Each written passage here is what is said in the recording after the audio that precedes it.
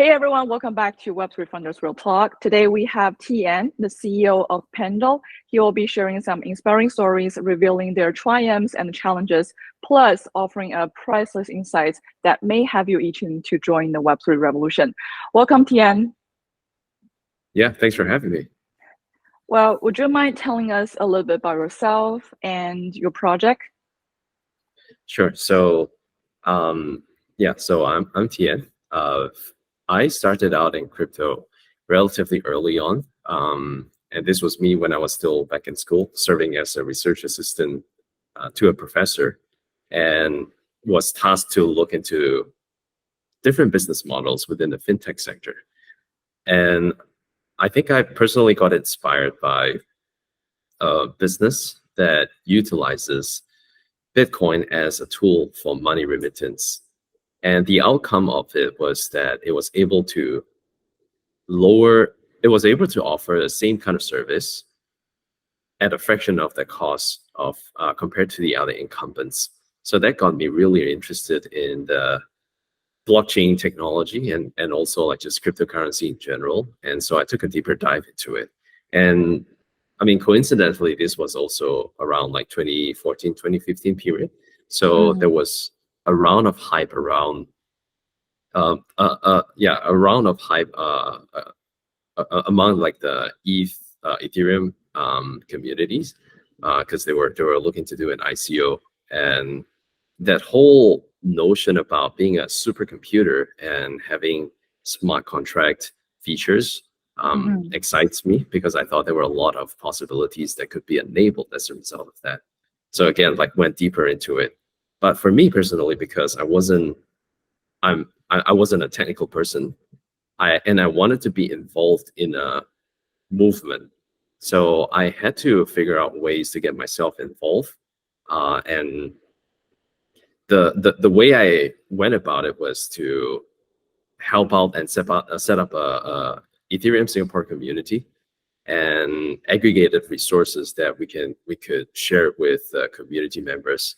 And at that point in time, there weren't that many people who were versed and knowledgeable about cryptocurrency. So it was a very small community, but it opened some doors for me, and it had me connected with Boy, who's the founder of Kyber Network. And at that point in time, he was a PhD student at a local university. So I got connected with him and became friends shortly after. So when he started Kyber, he asked if I wanted to join the team as one of the founding team members to lead the business development unit. So I did. I think it was definitely one of the most important decisions for me personally, and because it basically it was a turning point for me to establish myself professionally in the crypto sector. So I was in Kyber from 2017 all the way through 2019, and in 2019 I felt that I needed to move on because I wanted to gain more perspective across like the broader crypto space. So I left the company and had a few other people who are now co-founders of Pendle to set up a new shop just to explore different product verticals within the crypto space. So one of the first product we built was mining software that utilizes FPGA to mine privacy coins. So the product itself works, but it wasn't very scalable, and we weren't able to make it a profitable operation. So we moved on from there. But generally speaking, right, between 2019 and 2020, we had a string of very unsuccessful ventures. But it was a good time. It was tough, but it was a good time because I think during those 2 years, my co-founders and I, we stuck with each other because we have an aspiration to try to build something that could be useful and impactful to that greater community. And I think that aspiration kept us going.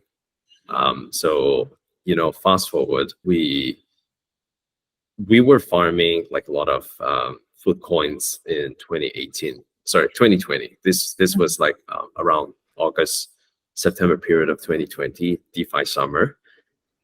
And a lot of these food coins, they were offering like 10-20,000% APY.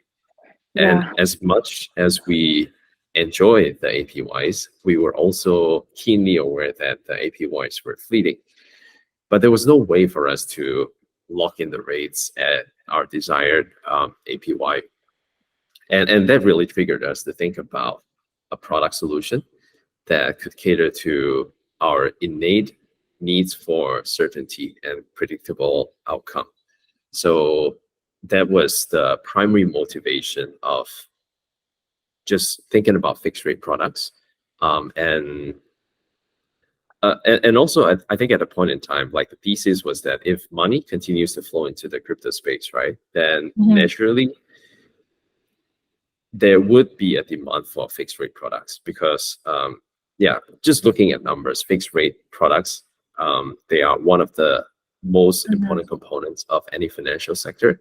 And then we don't have to look too far and just, innately, I think a lot of people value certainty. So having that ability to know your income is I think there is a very natural demand over there. So yeah, that was how we ideate the solution around Pendle. Simply put, right, Pendle is a venue for the tokenization and the trading of yield. And among the cases, use cases that the product enables, first of all, like the fixed rate component. So user can deposit asset into Pendle, and at the end of at maturity, withdraw more asset. And the other side is for traders who are more adventurous to speculate on yields. Well, thank you for sharing all those stories. Especially, I do like that how you get your crew, because it sounds like you guys are like a bunch of like people, like you were like really fixated on crypto things, and you guys, of course, are serial entrepreneurs, early adopters, and also you mentioned that Pendle has definitely got their own your own niche on like yield tokenization. Well, I'm assuming that you probably will encounter some challenges or resistance, given that the on-chain bull market is actually still very nascent, right? So is there any like challenge or pushback you encountered during the journey? Plenty, I think. So at least from our perspective, the top of mind challenge that we are currently facing is just user education, because the product category that we operate in is still a very nascent and it's still developing. We have to spend quite a fair amount of resources and effort to educate users about the yield opportunities on Pendle. I think that's definitely not the easiest things to do, because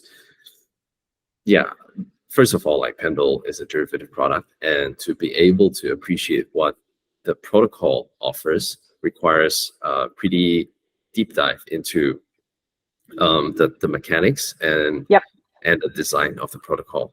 But of course, like I think this is also a challenge for us, because we definitely need to improve on the user experience. And then in terms of materials, I think there's a lot of room for improvement for us to make our, for example, the use cases or case studies and documentation simpler for users to understand. I think beyond just the product level kind of challenge, I think hiring is always difficult, because to hire well, you probably have to go through many different candidates before you come across someone. And generally, I think at this stage, right, we're looking for someone who is resourceful and someone who is reasonably native with crypto and DeFi. And a lot of people have there are a lot of people in crypto now, but people who are very capable, who appreciate the product that we're building. I think they're still like quite far and few in between. So we really have to think about ways and maybe explore somewhat unconventional ones to identify these people. And that means like relying not solely on referrals and headhunters, but really get creative with how we can identify some of these candidates. Maybe we have to set up a presence on hackathon and just reach out to individuals, and at other times be present at networking events for headhunters just to get to know some potential candidates. But I mean, I keep a scorecard of individuals that I encounter, and then hopefully not credit scorecard, but just note down people who impress upon me and have a direct connection. So in the event that further down there is an opening or an opportunity, then at least I have some candidates that I can go back to and ask if they'd be interested in joining our team. Yeah, that's the way you're managing your own like candidate pool, but that's actually pretty interesting. That's actually pretty impressive. That especially I can definitely feel you that I personally would find like some of DeFi protocols will be really overwhelming for new beginners because the barrier is actually there.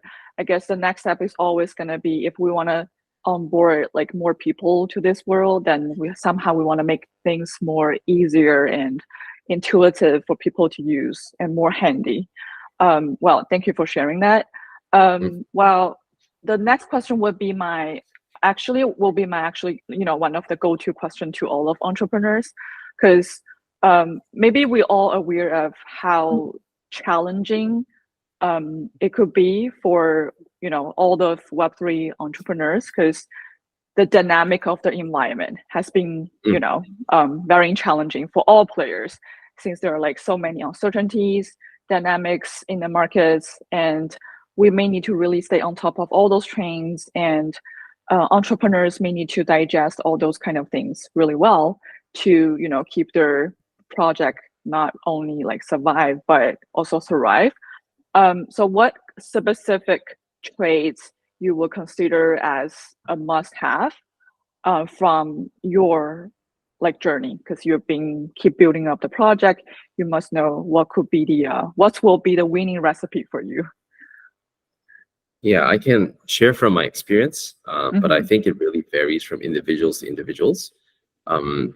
So I think at the core of it, right, to at least to be able to stand out in a crowd, it's important to have very just intrinsic knowledge about how the space and the technology work. I think this is like if you're going to operate a Web3 product, then you need to know at least how the underlying technology that you're building upon works. Irregardless of whether you're like building a DeFi product or a GameFi or NFT project, right? So because I think when you know the details of these like technology components, then you can ideate around some of these aspects. So for instance, right, every chain, every L1 or L2, I think they have their own unique propositions, and it is up to you to design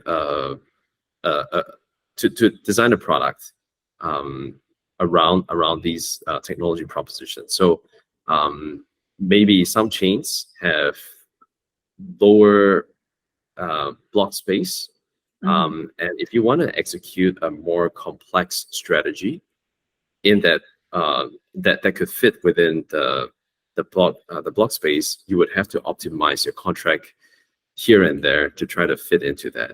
And I think sometimes these little optimizations can make a difference to the product and to the user.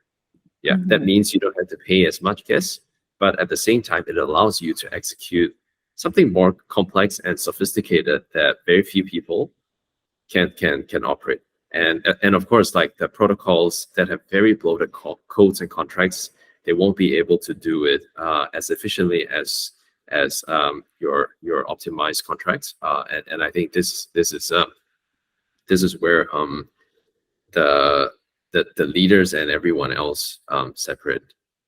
And I think beyond that, right, at an individual level, it's also very important to know the strength and weaknesses. Like, for example, I think I'm just not a very good developer and I wouldn't attempt to do it. I'm also not a very good designer. I don't attempt to do it. Mm-hmm. But so like, this is where I think it's important to have co-founders and teammates who can complement skill sets. For sure. And I think that, yeah, it's basic awareness, but it's extremely critical, especially when building out a company. I think one other thing is I realized, right, over time that it's very, very, very critical to have the openness and the willingness to learn, because we are operating in a very fast changing environment. And you would know this, right? Over the course of the last, even just the last couple of weeks, there have been so many changes. The trends around meme coins just came and went. And now I think it's cooled down quite drastically, and then people are looking for new narratives. So I think that attitude for learning is certainly very critical, and that means from an employer standpoint, right? I think we can afford to hire people who are very flexible and strategic, and way less on experience. Because in a fast-changing environment, having the experience but without the attitude to continuously learn, it can actually be a burden. So I think these are, again, like from my experience, these are just some of the more important things that I've come to realize. Yeah, definitely. Well, I spoke with a lot of entrepreneurs, and everyone was like, "Wow, I do find this industry could be really fast-paced, and sometimes we may lose track. Even something happened. It's always something new emerging, and everyone is basically having a steep learning curve to always catch up on new things. So definitely, we will be able to. The eagerness of new things will be really critical for those early startups. Since you mentioned that a Pendle, this protocol, like the yield tokenization, could be really challenging for people to learn. So let's just talk a little bit about your product today. And we do know you have now your V2 version, right? Like the second version, and in the V1, Pendle was mainly focused on stable coins as the underlying assets, but with the newest version, Pendle started to bring more LSD assets, and there are some other new types of assets like ApeCoin, like GLP. Why did you guys make this strategic movement? Why did you guys just make this switch? And what are those advantages of LSD assets and GLP compared to stable coins like CDI? Given definitely LSD is one of the new narrative for sure. Yeah. So I think fundamentally, Pendle is a versatile product, and we are able to support a wide range of different assets. And of course, I think maybe in V1 we had a bit more prioritization for stable coins, and because stable coins they are very common, and the TVL for USDC, USDT, they're very, very big. Even the same for today as well, right? But these days, I think so I just want to take a step back, right? I think today most people would know Pendle and associate Pendle with the LSD trend. And I think of course, it's a very deliberate attempt to go with the LSD narrative. Yeah. But it is also an outcome of an experiment, a series of experiments on the narratives.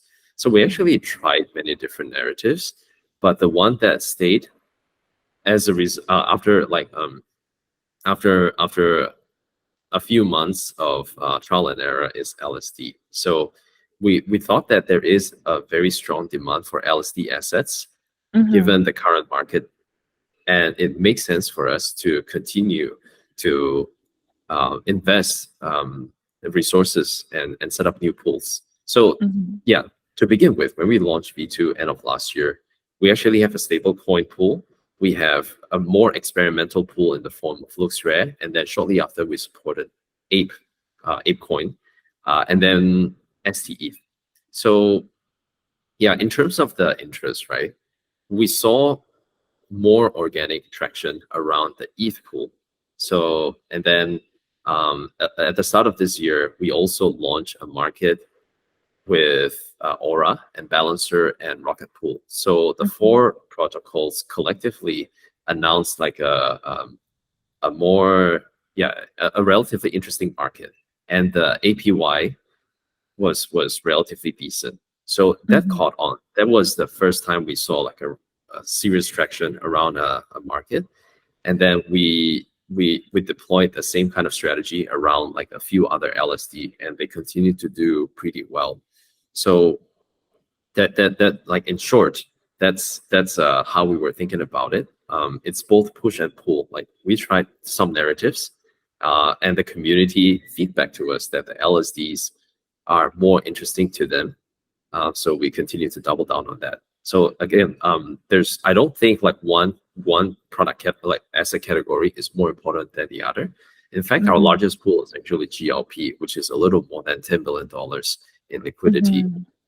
And trading volume wise, GLP has suddenly is definitely more active than many other pools.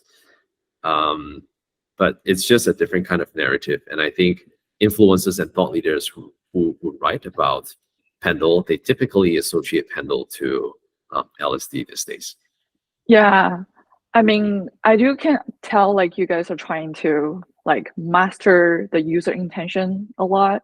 That because you mentioned that users they're interested in LSD, so that's why you bring LSD assets on board. And well, here's my next question. So, however, the whole market landscape, I mean, the narratives constantly changing, over the time.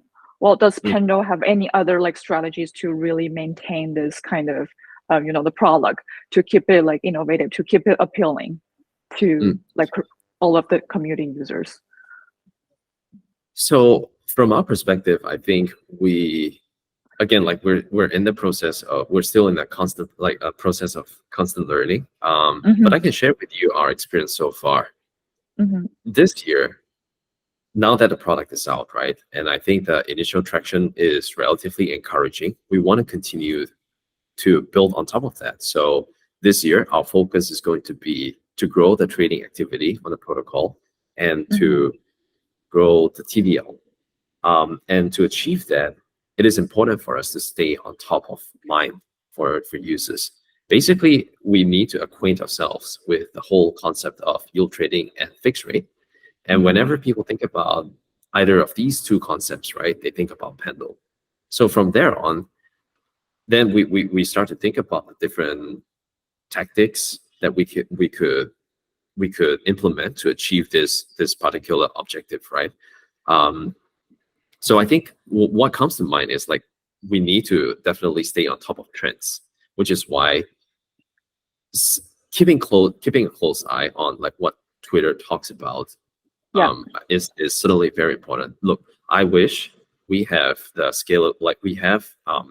I wish that our protocol is scalable enough to support Pepe like markets, because if we were able to list a token and establish the yield market for this token when it was really, really hot, I think we're able to leverage on that trend and grow our protocol revenue and grow the awareness.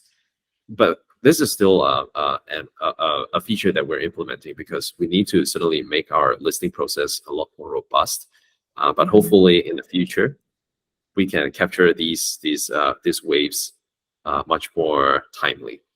And crafting narratives and work with thought leaders to share our product proposition, I think that is also another very important step that we're taking to ensure that we are staying on top of trend. So like you see how we are acquainted with the LSD narrative, and then some other influencers are associating us with the Arbitrum, like a series of Arbitrum projects. And then moving forward, we'll have to continue to explore different narratives and acquaint ourselves with these narratives. And I think the second part is also very important, and that is like to be really disciplined about the opportunities. Because with crypto, the fact is like there are always opportunities. It's really important to select and commit to a particular direction. It wouldn't make a lot of sense. Like, for example, today we are LSD, and then tomorrow we just ditch LSD altogether and then go with another, like say, stable coin, right? I think not that it wouldn't work, but it's just very difficult because there is already a mind share of like Pendle and some narratives. So that means moving forward, right, we really have to be very selective with the kind of trends and the narratives that we associate ourselves with. And one of the most important ways that I think we could set ourselves apart from other people is really just identify. So first of all, like, identify the path that we want to work towards, and then identify the partners that we can work with to solidify this direction. So again, like we identified ourselves to be a player in the LSD sector. So first, the most important thing is to support as many LSD assets, and then work with protocols that are also LSD centric, and come up with features that could really benefit users. Wow, that's very impressive. I mean, definitely there are a lot of distractions and buzzword over the places, especially in this industry. And I feel like, you know, you have to be like strategic and selective on these trends, and be able to leverage on this would be really like tricky or challenging for, you know, for founders, for someone in your position. Well, but yeah, definitely, I'm like siding with you on this 100%. But here's my next question, that because since you mentioned that there are actually like you have to stay on top of the trend, but it may also could be really risky that especially, you know, for early like DeFi projects, there are so many risk elements. Well, finger crossed it's not going to happen, but for example, it's like, you know, security concerns, they may occur given that you know, Pendle is like pretty much reliant on other projects underlying assets. So, and also you guys were talking about, I know you guys are talking about, well, you want to be really strategic on your asset class. So those determination could be very tactical. Is there any like particular contingency plan for Pendle, given that there's some, you know, risk management should be performed well within the protocol? Yeah, sure. So with regards to just security, right? So security is definitely the priority of the protocol. And how, like, so internally, what we do is to have the core contracts audited and make it non-upgradable, right? So once it's reviewed, we can make small changes, but we shouldn't be able to make like changes to the entire infrastructure unless we do a complete rewrite, and which means that we'll have to get it audited. Now, so yeah, with regards to the contracts, so the Pendle contracts have been audited by a number of auditors, and yeah, to date, the V2 core contracts have been audited 6 times by different individuals and firms. And in my opinion, these are like really reputable and solid group of people. So hopefully, yeah, this is our commitment to the protocol security, right? And on top of that, every time we write a new contract, we will get it audited by an auditor that we have on retainer. So we don't want to take chances with contracts. So we want to make sure that every time we write a new contract for a new asset, it's safe for people to deposit. And of course, like aside from the auditors, we also have an open bounty program with Immunify. So anytime that anyone in the community identifies areas that we could improve on, they can suggest to us. We take a look at it, and then if it makes sense to us, we have a bounty reward for the report. So this is another one. And the third one is actually insurance. I think insurance is a very important infrastructure for DeFi. It's a very, very difficult piece to resolve. But I think it's absolutely essential, especially if we want to attract more liquidity into the space. And I think this is an area that we're actively working on to set up. So yeah, getting more getting more venues to list Pendle, so that our community members can acquire covers through multiple different avenues. Wow. Actually, what a relief. So it's really good to see that you have a really comprehensive plan to mitigate risks, and even, well, here we go, we have insurance. I think it's actually pretty rare to see that people, they would have such a thoughtful strategy on risk management. Well, that's definitely very really amazing. Well, we do notice that we, like, Pendle integrated with Arbitrum right now. So what do you think of layer 2? And I know you guys were deployment, like had the deployment on like Avalanche, but somehow you just, changed to Arbitrum. And what would you consider the most when, integrating with a new chain or like a layer 2? Like, why did you make this decision? So I think layer 2 is definitely a very important piece of again, like the whole crypto ecosystem, because gas is on Ethereum mainnet is prohibitive.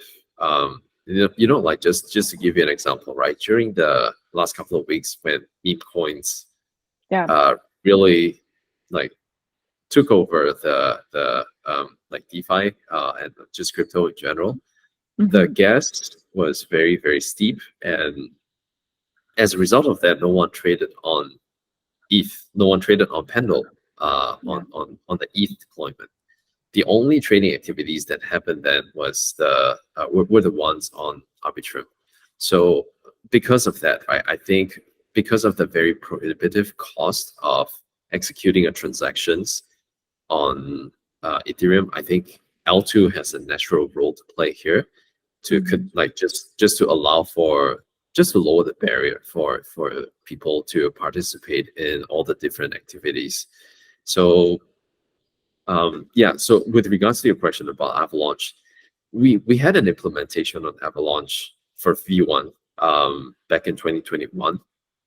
But from our standpoint, because we are second order derivative, right?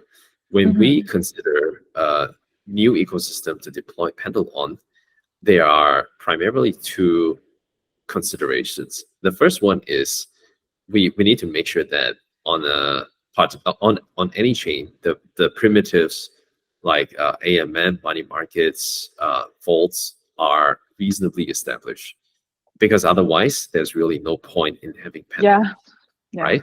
And then secondly, the TVL has to make sense, because we are a second order derivative. So like out of the many millions or billions of dollars from the first order derivative, maybe only a fraction of that would go through like the Pendle protocol and contribute to our TVL. So if the chain TVL is very small, for example, like $50 million, if we're only able to capture 10% of that, right, we are looking at 5 million TVL for Pendle, and that might not be worthwhile for our effort to deploy a Pendle implementation on that chain. So instead, we go for chains with bigger TVL count. So let's say $1 billion, right? Even if we capture 10% of that, that's still a healthy $100 million in TVL for us. I think, these are largely our considerations. So Arbitrum made sense to us because they were gaining a lot of traction, and the TVL on Arbitrum just made sense to us to have an implementation. Yeah, it's definitely a really smart choice. Like, are you guys planning on maybe other layer 2 deployment as well?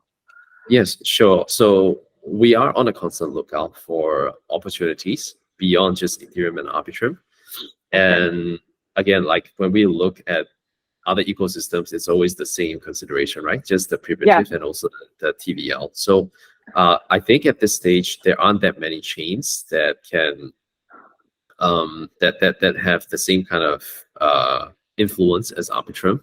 So among the chains that we're looking at, right, are first of all, I think like we're still definitely looking at Avalanche, and then Polygon, BNB chain.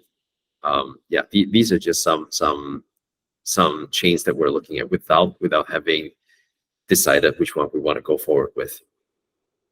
Oh, well, looking forward to seeing like more innovations or like big announcement from Pendle. Thank you for sharing all of this. And well, let's just wrap up today with one last question, because we mentioned LSD, we mentioned well, layer 2 today, and those narratives are definitely under the the spotlight as the newest innovation in crypto space. So yeah, so here's my question. Well, what do you think of like LSD, like overall? Because it's definitely a win-win game for all those stakeholders in the ecosystem, because it would help investor to diversify their rewards and also improve the capital efficiency. On the other hand, staking would definitely help to stabilize the whole network. So it sounds like it's a perfect solution for everyone. But do you think is there any potential, upside or downside that we should be aware of for this narrative? Yeah, I definitely think very highly of the LSD narrative, and I think it after the Chapella fork for ETH LSDs at least, it's proven to be even more essential these days. So just looking at numbers, right? Lido is now the single largest protocol anywhere, and they hit their all-time high not too long ago with the amount of deposits in their protocol. So I think yeah, with the good thing about LSD is like what you said, right? It's capital efficient. So from a user standpoint, they don't have to decide, and the opportunity cost is eliminated. They don't have to decide to like which venue to deposit. So now they can ensure the security of the protocol, and they can also use that asset to earn other rewards on top of what's given out from the underlying protocol is certainly very attractive. So I expect to see even more interest in LSD moving forward. Yeah, especially now that the fork has happened and it's proven to be quite successful. So I think people can deposit assets into all these different LSD protocols with a peace of mind, knowing that they can actually withdraw assets if they want to. So having that optionality and flexibility is quite critical. Yeah, I do expect to see the TVL for LSD assets to continue to grow. Wow. Yeah, it's definitely gonna be something, well, fun to watch in the near future. Well, thank you so much for your time. And well, it has been really, really insightful, and it has been really impressive, and looking forward to seeing more innovations, more stories on Pendle. Thank you so much for your time, PM. Really appreciate it. Likewise, thanks for having me.